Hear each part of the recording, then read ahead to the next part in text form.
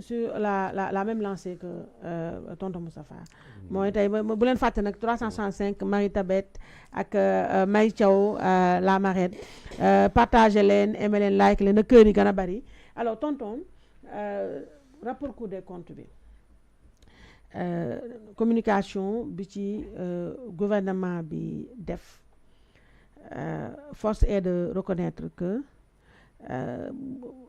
amul réussite totale li nga ko bëggee woon ndax juste après dama jàpp ne man ki joué bu baax a baax ci li anéantir seen communication mooy bu weesoo tey capital sympathie peut-être ak usure du pouvoir bu commencé am ci en 11 mois nga xam ne balaa rapport bi di génn sax ñoom jonuñu ay éléments de langage di annoncé ne rapport bi bu génnee dina wax lu gën a garaaw li Sonko waxoon mais la communication quand même de l'APR ak Pa Malick Ndour ni mu démonté point par point li am anéantir na déjà communication gouvernement bi autour de ce rapport là nga xam dafa mel lu nekkoon si ñoom benn bouée de sauvetage léegi après Ayib Daffé génn ñu actionné immédiatement seen député yi ñu génn ba ñu génnee lëndëmal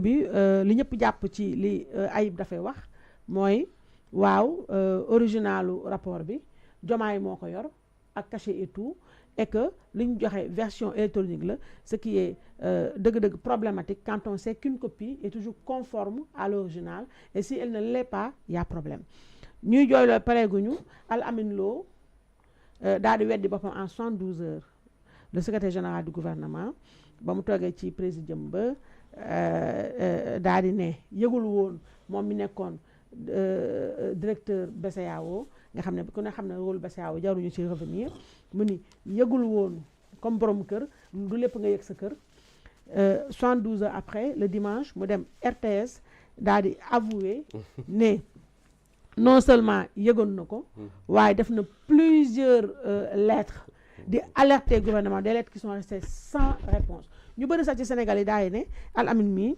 waxuma la sax dañ ko war a dàq mais bala ñu kaa dàq na génneel les dites lettres là donc loolu pour wan la cacophonie bu am autour de ce rapport là ma bëgg nag yow commissaire nga analyser lu ñu yow péripéties finalement de ce rapport là lépp na origine bi mooy les chiffres falsifiés bi Ousmane Sonko annoncé woon à l'entame de leur magistère. Wow, merci beaucoup vraiment de revenir ci affaire Adama. Bon, nous l'avons fait avant. Oui, bien sûr. wax nañ ci mbiram. Et je ne m'étendrai pas davantage là-dessus parce que wax ngeen ci. Moustapha wax na ci. Il a fait des considérations par rapport à ça. Oui, oui. Bon ci pomi la bokk su fekkee ni da ngay toog ci plateau. di wax ci li nga xam ni moom mooy réew mi ni muy doxee. te ñu nekk ci jamono ji nga xam ni lu bari dafa changer ci comportement wu ñu yore réew mi par rapport ak liberté yi. lu mel nii daf ci mën a am. donc ce qu'on peut faire c'est lui souhaiter que suñ ko dégloo ba pare ñu bàyyi ko mu ñibbi këram.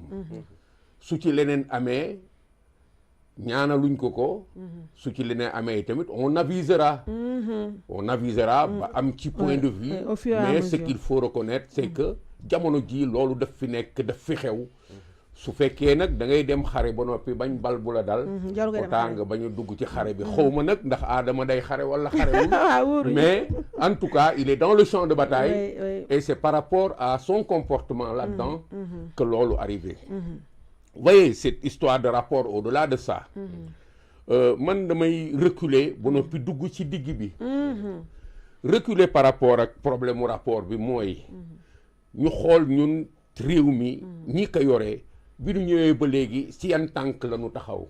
Absolument. loolu mooy expliquer. le fait que premier ministre bi ñu mën ko dégg. muy wax ne rapport bi dañ ko falsifié. ainsi de suite. ñu déggaat que mu naan su ngeen gisee li nekk ci biir. mais parce que depuis le début. ñun dañu nekk ci jeu wu diversion.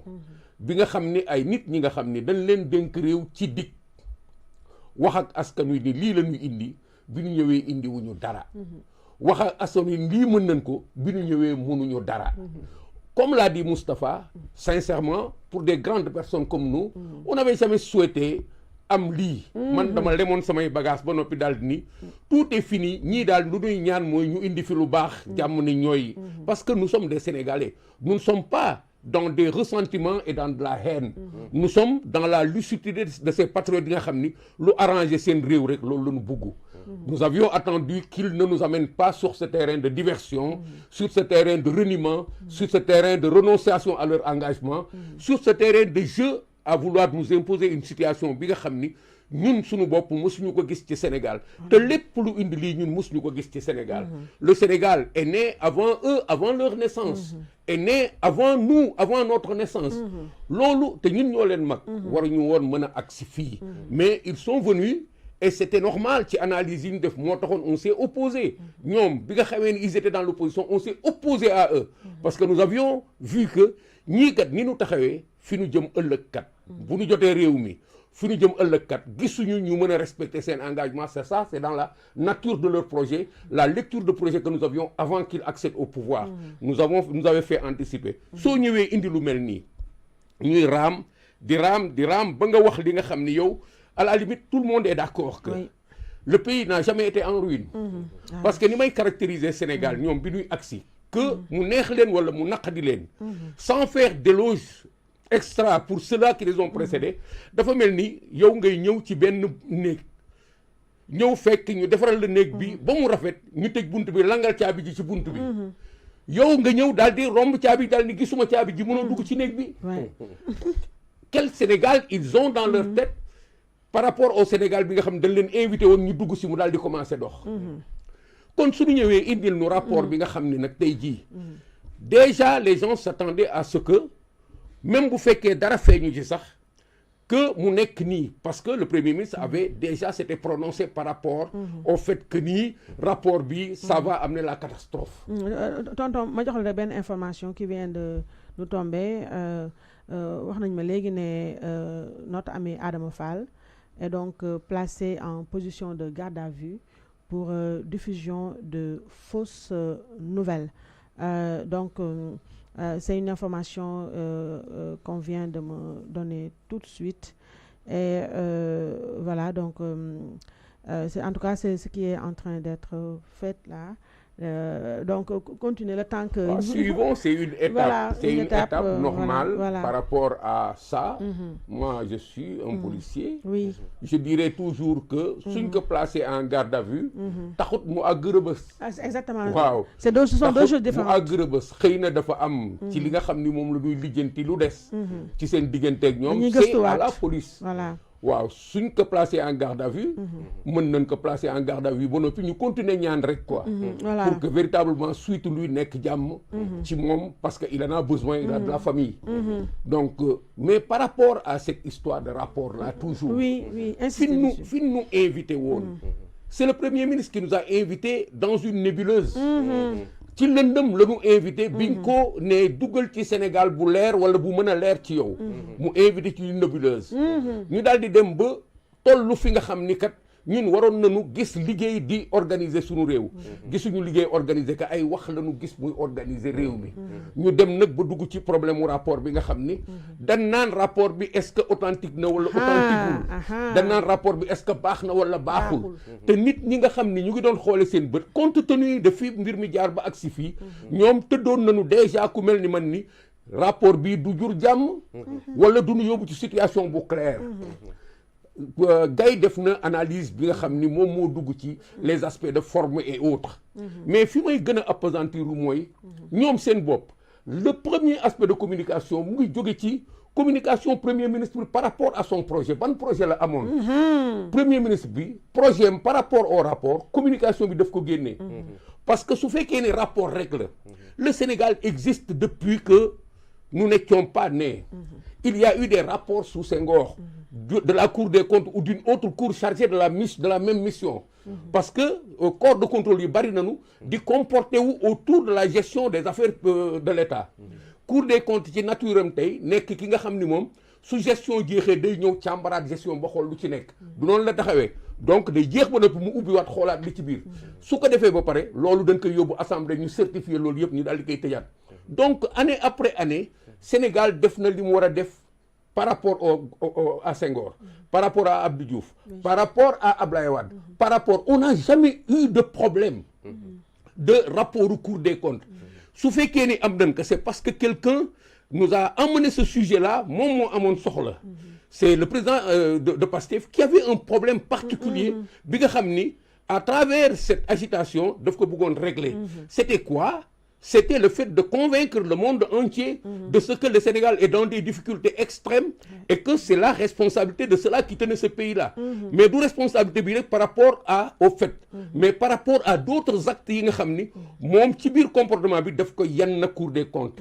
La manipulation des chiffres, la falsification, les jaaba njale et autres là, moom loolu la ñu indil ci biir muy ñaari aspect.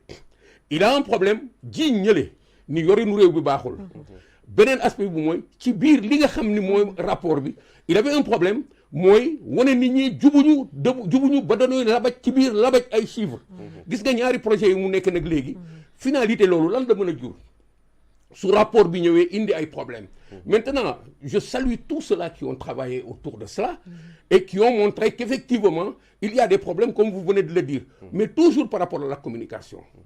Yow def nga loolu ba pare nga léegi nag prononcé wu ci induire Sénégalais yi ci direction bu ñu war a gisee sa projet lan la yow da nga ni Sénégalais yi rapport bi kat dina génn yemoo foofu da nga waroon noppi mais yemoo foofu da nga jóg daal ne su génnee kat attention di ngeen gis ay mbóot mais c'est ça le problème donc nous sommes en train de suivre quelqu'un qui a son projet par rapport à la communication sur la situation économique du Sénégal jël rapport instrumentalisé ko jiital ko il a son projet dans le rapport bi nga xam ni moom moo ñuy wax fan ngeen koy lire il nous amène un objet c'est le rapport dugal ci contenu interpréter contenu bi nii ngeen ko war a gisee ñu ñëw agsi nécessairement fil conducteur bi mooy li nga xam ni moom la wax ni rapport bi moo ci nekk tout ce que lui il caractérise comme étant les fautes qu'il y a dans le rapport la manipulation la falsification ainsi de suite seetuñu woon rapport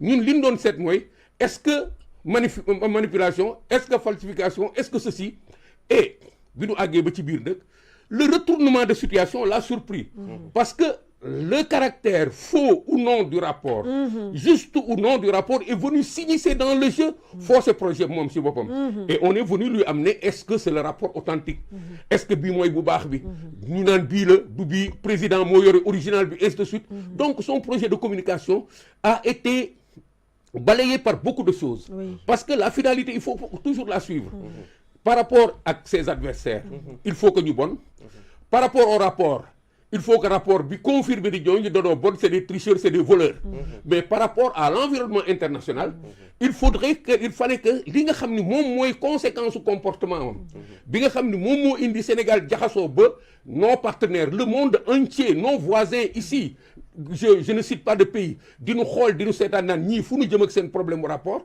loolu dans cette situation là et consort lui il avait son projet qui était intact et il fallait que loolu mu réaliser que il a forcé tout cela sur le plan de la communication où est-ce qu'il se retrouve maintenant à devoir gérer les conséquences pratiques de cela loolu moo gindee ay dafe di génn en sapeur-pompier di wax ay wax yi nga xam ni ça ne le dépend pas loolu moo indi El Amin Lo qui normalement fait partie dans ce jeu-là de cela qui devait empêcher qu'on joue avec le rapport. Absolument. Parce que dans son passé, c'était lui notre représentant à la BCEAO.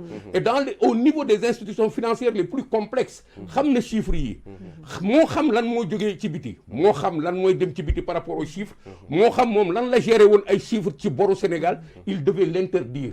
Mais comme il est rentré dans ce jeu-là, dans une première tranche de son comportement, il a joué en complice. Voilà. Il a joué en complice. Exactement. Donc, il fallait que mu def une déclaration catastrophique xaw ma woon ainsi de suite di nga nekk ci biir kër li fa nekk doo ko xam ainsi de suite.